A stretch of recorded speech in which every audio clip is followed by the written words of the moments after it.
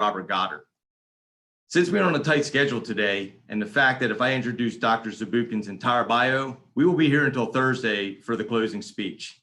So I thought I would do this slightly different today, and I want to focus on Dr. Zubukin's passion for the sciences.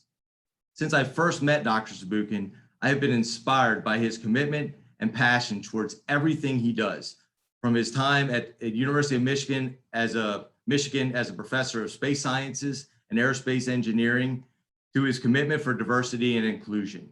He understands the value that diversity brings to teams, and he celebrates it and promotes it on a consistent basis. Dr. Zubukin reminded me last week that his ancestry is a majority farmers, and if you aren't up early and moving, you aren't moving forward. And for those of you who don't know, Dr. Zubukin is an avid runner, which is how he gets up each day and starts moving forward, just like his ancestry. I also asked Dr. Zubukin what accomplishment of his among the long list of accomplishments that he was most proud of. And without hesitation, he stated he is most proud of building a family and finding a home in the US. Those words spoke to me, and I hope they speak to you, especially given the challenging times we have been through over the past year in this pandemic. Because without family and Zoom or Teams, we didn't have many other options for inspiration and passion. So I share that accomplishment with you, Dr. Zubukin, and welcome to hear that. As you will hear in a moment when Dr. Zubukin joins your screen to talk about the successes of NASA and future endeavors that we are all eager to be a part of. I ask you to find the passion and flame that Dr. Zubukin has lit in so many young minds and not so young minds, whether through his role as the founding director of University of Michigan's Center of Entrepreneurship at the College of Engineering, or through his over 200 peer-reviewed articles, or his commitment to diversity and inclusion, or the love of his family. If we could all just have a small piece of the passion that Dr. Zubukin brings every day, the world and universe would be a much better place. Dr. Zubukin, it is an absolute honor to welcome you to the 58th Goddard Memorial Symposium. Please do not ever stop being the inspiration that you are to so many. Thank you again, and welcome. Well, thanks so much, Joe, and really appreciate just kind words. I'm deeply moved by them. I also want to tell you how much it means to me that, of course, you work at the SAIC, and I shared with you in our pre-meeting one of my heroes of all times is Bob Beister, who built that company. And that's, by the way, Joe, and I learned the word perseverance. And here's how it went. I had, helped a lot of companies, hundreds of companies, from students and faculty at the employer where I was, and also nationally as part of the NSF SciCorps program, where I was one of the leads. And I basically asked them hard questions. I thought it was hard. And I asked a man who was in his late 80s and sitting in a wheelchair, and he looked frail. And I basically asked him, what's the most important thing an entrepreneur needs to be successful? And he lifted himself out of the wheelchair with both arms against the side of the wheelchair. And he looked at me sternly and said, perseverance. That's the way I learned that word. The most important part of doing amazing things, whether it's building companies, companies that you're working in, Joe, as well as others. And the most important part also, in many cases of building space missions, is perseverance. And I never forgot that word. And when it came up, and I'm going to talk to you a little bit about this as part of our Mars program, I recognized that word immediately, but that's the guy who taught it to me. So just thanks so much, Joe, for your introduction, and also what you do in your company, as well as other sponsors for our programs. I'm going to talk about planetary stewardship, of course, and I'm going to talk a lot about partnerships and especially what companies do like yours for us to be successful. We are deeply aware of the fact that planetary stewardship and partnership go hand in hand. And what we're doing is an activity that really requires all of us to be successful, working together in a way that frankly sometimes it transcends even what our experience is right now. It is therefore so critical for us to keep learning how to do these partnerships so we can be best stewards of planets as we go. I also want to thank my friend Dennis for the kind introduction. Yes, we're covering the world from A to Z, as do others. As I hire more people, I get other A's and other C's. But the time with Dennis as a deputy and also as a friend that we've had during the almost 5 years I've been at the agency are some of my highlights.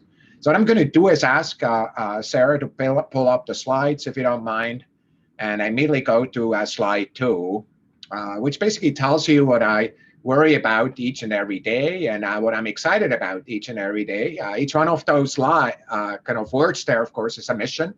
If you added them up, it's over 100 of missions that are either under development, like the missions that are in bold-faced here, but also missions that are in flight. And we could talk about any one of those missions. I'm not going to do that. Like Joe said, we'll still be here till Thursday evening, and that's not what any of you want. I just want to point to 2 regions that are a lot more populated than they used to be. The first one is this band, which shows the space station and the investigations that are there. Of course, many of you have paid attention and realized that the Biological and Physical Sciences program is now part of the Science Mission Directorate, and some of the investigations in earth science, astrophysics, and also heliophysics that are part of actually the space station and just doing amazing work are, of course, now joined on this chart by the amazing work that the Biological and Physical Sciences program is doing. The other thing I would like to point towards is the moon on this chart is getting pretty cluttered. And the simple reason for that is, just like Dennis also said, with the Gateway getting ready to be developed, getting ready to go with Hermes on it, which is the yellow word there, but also the commercial lunar payload services with the delivery starting later this year, and then for deliveries every year. That is, of course, opening up the door for much innovation and science that is there, and as we're going forward, of course, changing the model to be much more targeted, kind of PI-driven kind of science at the surface of the moon, and address the science questions that, of course, relate to the moon itself, but also do space weather around it, as well as astrophysics observations that are enabled by that unique platform. The next slide tells you that, of course, that we're in an exciting year. If you've paid attention, you realize that a lot of good stuff has happened. We landed on Mars successfully. One of the highlights of my life there, OSIRIS-REx overflew the TAC sample. That was just one of the major highlights for all of us at Science last year, and is getting ready to depart and bring these precious samples home. And then we have all these launches. And frankly, I spare you talking about all of them. I just want to point out that, yes, Webb is on that chart, and we're on track for that amazing launch, making history, of course, after a couple decades of people working on this important mission as we go forward. The next slide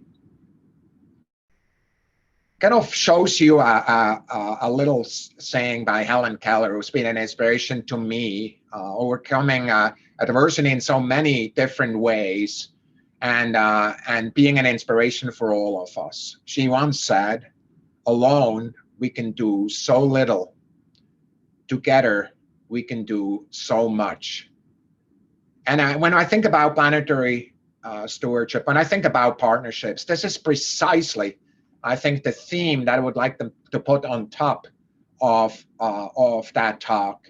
Alone, we can do so little. We want to bring all of what we can to it, but we need to recognize that our impact can be bigger than when we work together, because together we can do so much. Being part of teams that do much is one of the biggest joys of life, and one of the things that has been changing my life is from being a grad student when I built the first piece of hardware on the chart that I showed 2 charts ago, and till today when I'm involved in multiple or all of these missions, of course. So I want to talk about this planetary stewardship and partnership theme, kind of telling you 2 stories. And I'm going to tell you 2 stories, and of course the connection I'm going to make is quite obvious. The same principles that we're using for story 1, we're using for story 2. And that's really where I'm going here with the next slide, where I'm showing you a picture on March 5th. Nobody knew what will happen right 2 weeks afterwards, well, most people didn't know. Some of our scientists knew, of course, in biological sciences, that study epidemic, like illnesses of the type that has dominated our world in the last few months, and in fact over a year. So we were there, and of course I had decided to choose Alex Mather's submission among 28,000 that were naming K-12 students that were wanting to name the Mars 2020 rover. There he is in his shirt, and I at Braddock, Lake Braddock Secondary School in Burke, Virginia, and we celebrated that with all the students.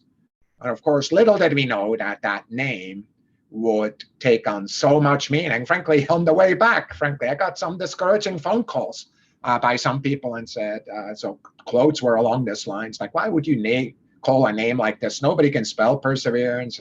And, why would you name something, with a negative word like this if you could have used things like vision or whatever kind of positive words?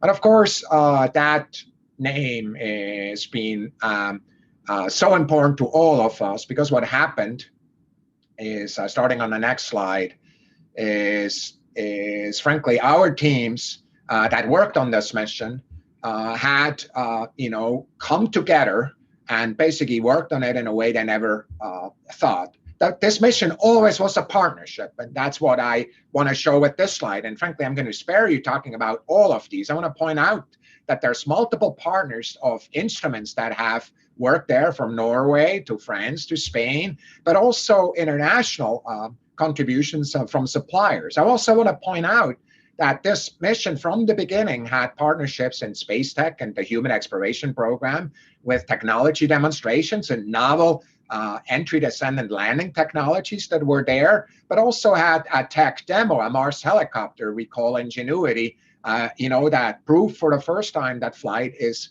possible on another planet, and did that.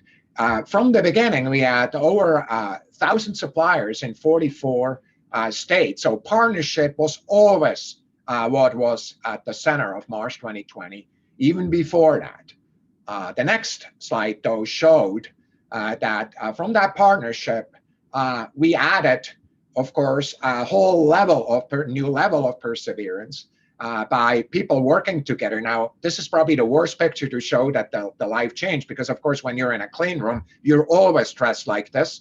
And so for what it's worth, once, because of the fact that we actually had shipped the rover to the Cape just before the pandemic, for many of these individuals, of course, their life at work was not much different than before. Their life around work, though, was very, very different. This team came together and worked and persevered through the pandemic to enable a launch on time. This is not just our NASA people, it's also our commercial partners, and especially the United Launch Alliance and their partners, who on the next slide show you a picture that is that are basically, in fact, showing a picture that, of course, I attended and with very few people, because many of us, of course, were not able to go to that launch site because of the travel restrictions that were there. Alex, by the way, and his family was there, as was the family of the girl that named the Ingenuity, and we were so glad to celebrate that amazing launch on July 30th, 2020. Again, partnership, and really is what I think about when I see this amazing launch. Of course, that partnership is becoming even more evident when I show you the next slide, which is, of course, something like 6 to 7 months later, a historic picture taken by the camera on the sky crane that is connected through that cord there, as the rover is hanging down on these wires and being let down a few feet before touching the ground. You see the rover kind of being let down, again, by perseverance, carried by the perseverance of the individuals. I always am reminded that the first time this team that I'm showing you on the next slide here was together, in the same room was that day, because of COVID and so forth, the team was actually not able to attend. Of course, there were a number of amazing people. Just look at those three there. Mapti Pare, the Perseverance flight director, Alan Jen, who was the entry, descent, and landing phase lead. I knew him very well, especially because I ran the terrain relative navigation through an extra review just to be sure it needed to absolutely work. And then, of course, everybody now knows Swati Mohan. Everybody on her team, of course, knows her, very much because of that contribution she made working with Alan as leadership and in leadership of this team. That moment I will never forget of that team kind of seeing each other, but then also seeing the fruit of their perseverance, their labor, their partnership coming together.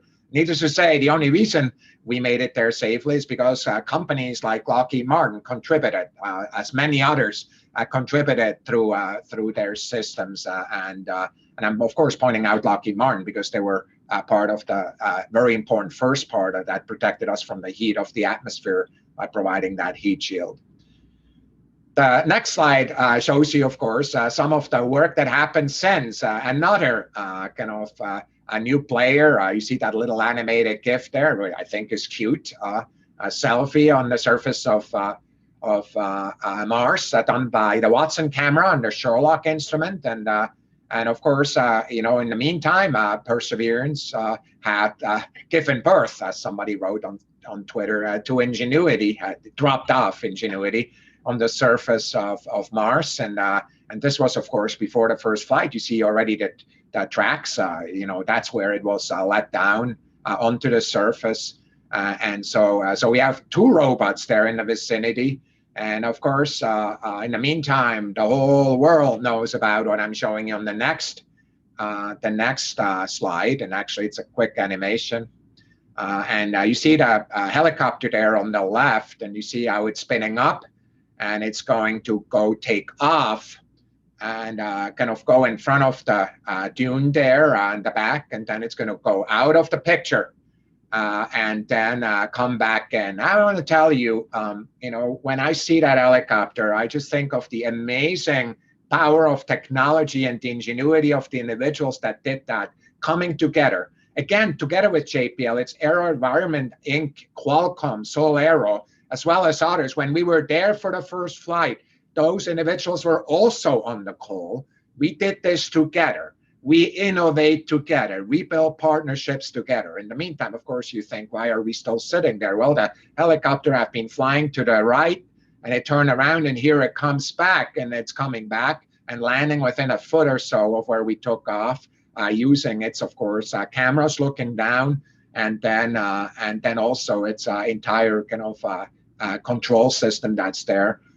We, of course, this is the third flight, by the way, but the first flight is shown on the next slide, which is again celebrating the partnerships, Mimi Ong, and people who were there in the room, people who were not in the room, being part of that amazing work. By the way, with the flight director who was born in Norway, I got to know basically calling out when, in fact, it was clear that even before we saw the movie that this flight had occurred.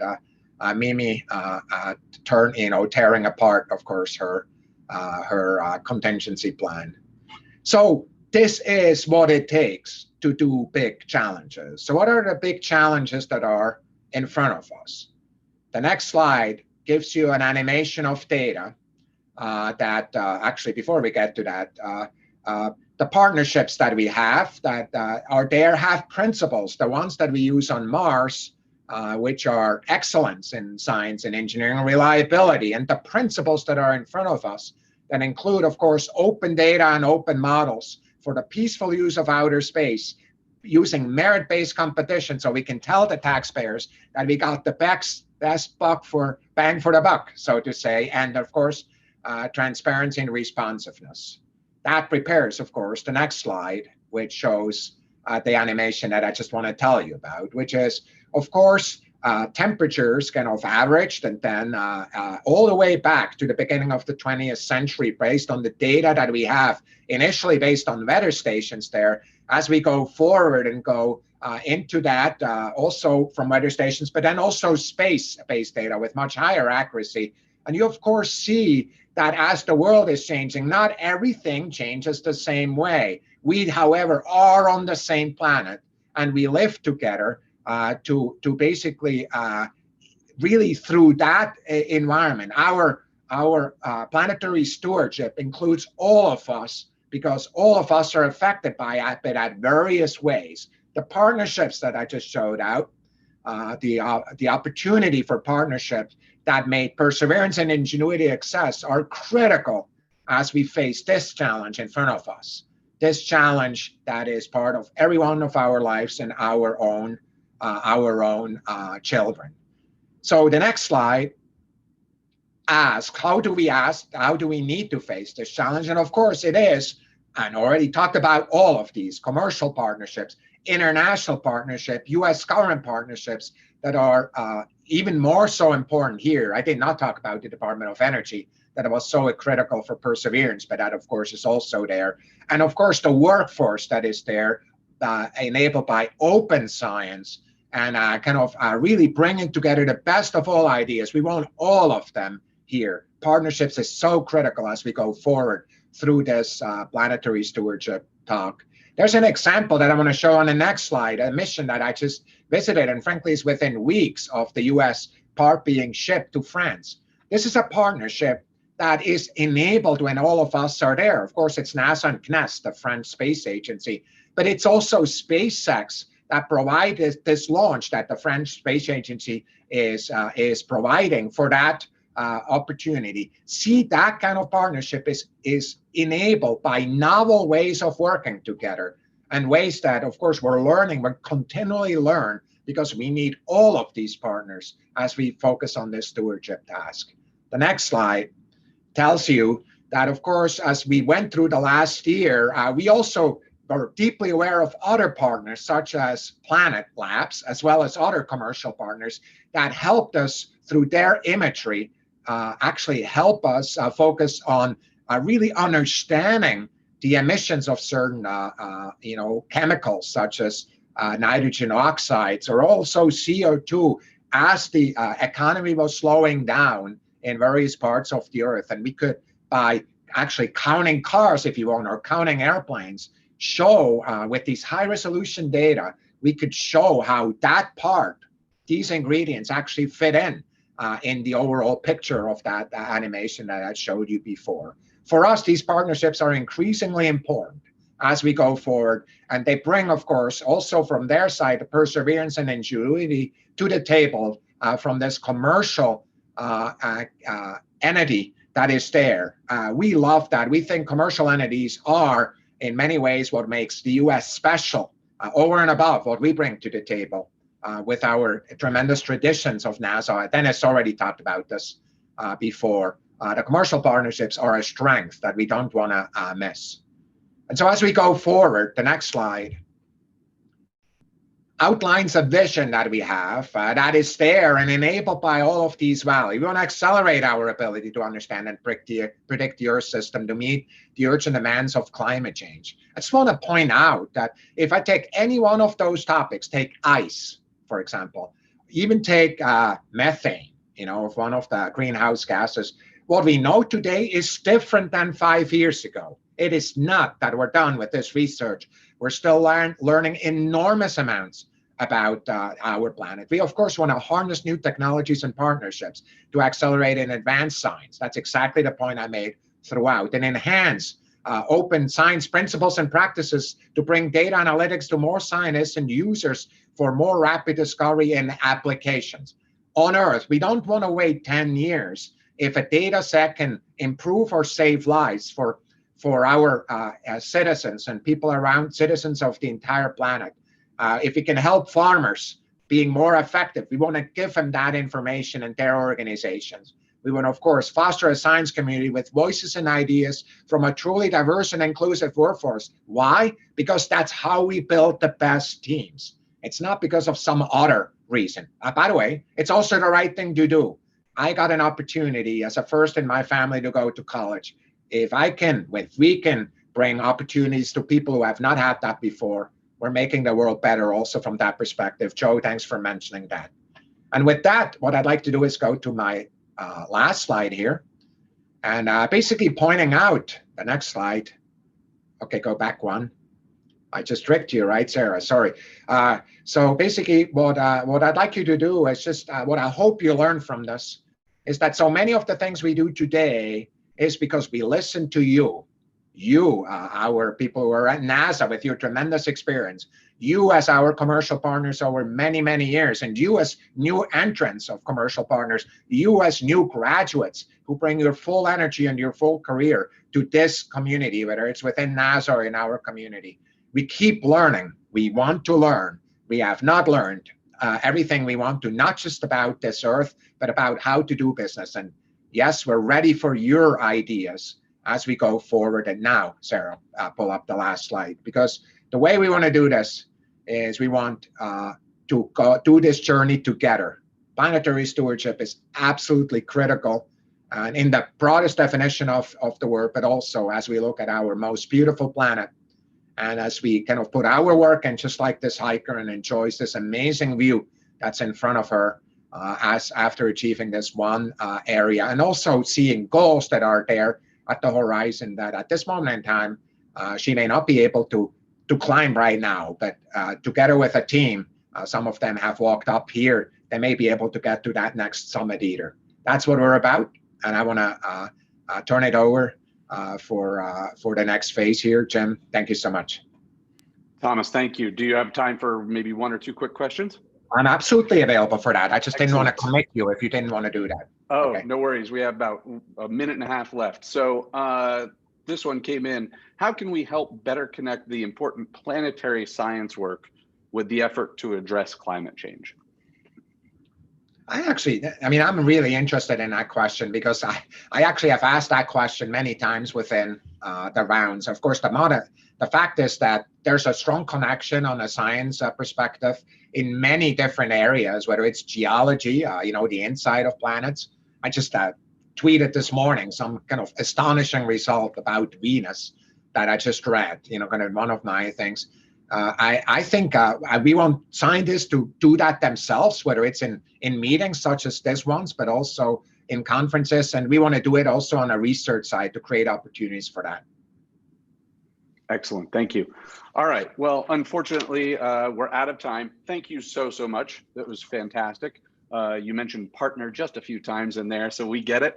We're looking forward to talking with all of our partners throughout the rest of the event. So thank you again so much, Thomas. We really appreciate it. Thanks, Simon. Thanks for your work.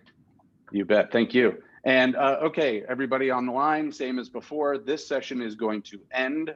You should see a notification in your platform to click on the next session. Head over there right now. Thanks, everybody.